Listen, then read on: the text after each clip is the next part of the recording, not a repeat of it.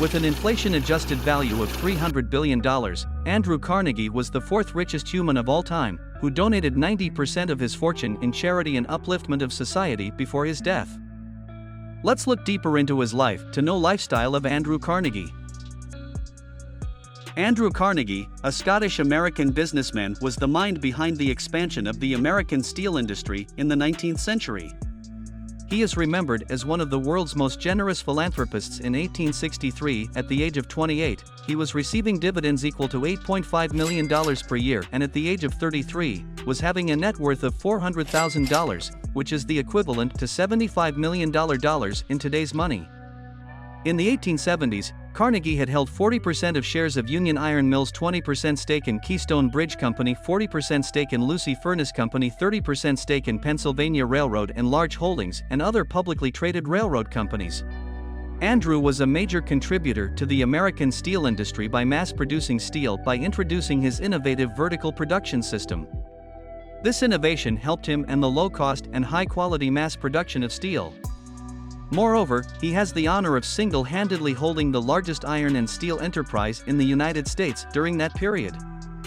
In 1891, Andrew Carnegie constructed a large Carnegie Hall for arts performances. It was designed by famous architect William B. Tuttle at the corner of 57th Street in New York City. This hall is one of the most famous concert halls in the world. In 1895, he also built the Carnegie Museums of Pittsburgh at an expense of $20 million. This building consists of a library, music hall, art gallery, and museum wall. On a tour of Scotland, he established the Carnegie Trust for the Universities of Scotland. He contributed $10 million for scientific study and research. Moreover, this trust also provided scholarships for students. In 1903, Andrew Carnegie gave $1.5 million to build Peace Palace. The management of this property was later transferred to the Carnegie Foundation. Carnegie was fond of reading and writing. Across his success journey, he contributed to several famous publications like the 19th Century and North American Review. He published many of his books. His successful books included Triumphant Democracy and The Gospel of Wealth. He emphasized his writings around the American political system and conveyed his perspective on the responsibilities of wealthy people towards giving back to society. In 1909, Andrew Carnegie sold the Carnegie Steel Company to J.P. Morgan for $303 million. As J.P. Morgan lacked the $303 million in cash for the deal, they made payments in the form of paper bonds with a 5% yearly interest rate. Thus, the total value of the deal increased to $480 million, including the interests, in comparison to the U.S. GDP. At the time, Carnegie's fortune is worth hundreds of billions of dollars now.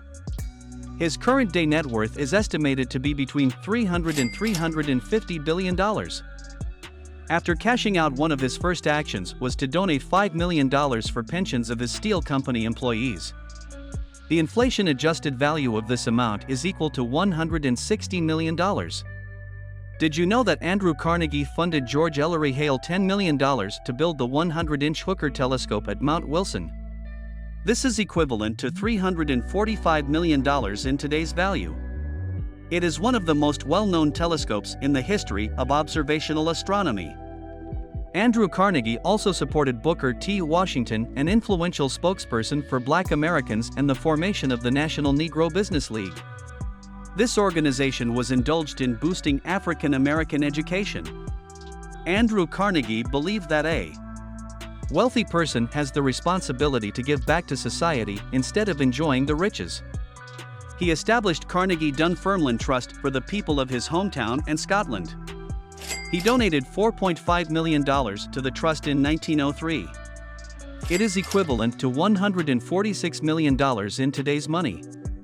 This trust worked on the overall development of the area, from the creation of numerous public institutions like parks, libraries, clinics, and colleges. The trust also assisted the community by learning handicrafts and music. Many youth centers, play fields, and women's centers were opened for the public welfare. In 1904, Andrew established the Carnegie Hero Funds Commission. The objective of this commission was to honor or help the descendants of heroes of civilization. Later in 1908, Carnegie took this movement to the international level and established the Carnegie Hero Fund Trust in Britain. He established 9 such funds across Europe and Belgium, Denmark, France, Germany, Sweden, Italy, the Netherlands, Norway, and Switzerland. Andrew Carnegie, as a trustee of Cornell University, was shocked to learn of the low pay scale for lectures. He established a pension scheme for college instructors through the foundation. This established the first nationwide educational standards for colleges and institutions across the country. The foundation shifted its focus after 1931, focusing on research to improve education. There's much more of Andrew's contributions to society.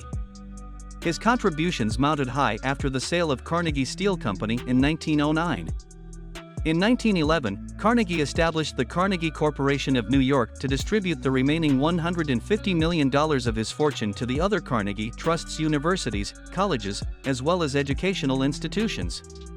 With a $10 million contribution, he established the Carnegie UK Trust in 1913 for the people of the United Kingdom and Ireland. This organization organized community services like child welfare schemes and the construction of community theaters. Apart from this, Carnegie also funded the construction of nearly 7,000 churches across the world. At the time of his death, Andrew Carnegie had already distributed more than $350 million of his fortune for social causes. When he died, his remaining $30 million was also distributed among his ongoing foundations and pensioners upon his death. Andrew Carnegie spent all his fortune on the betterment of society.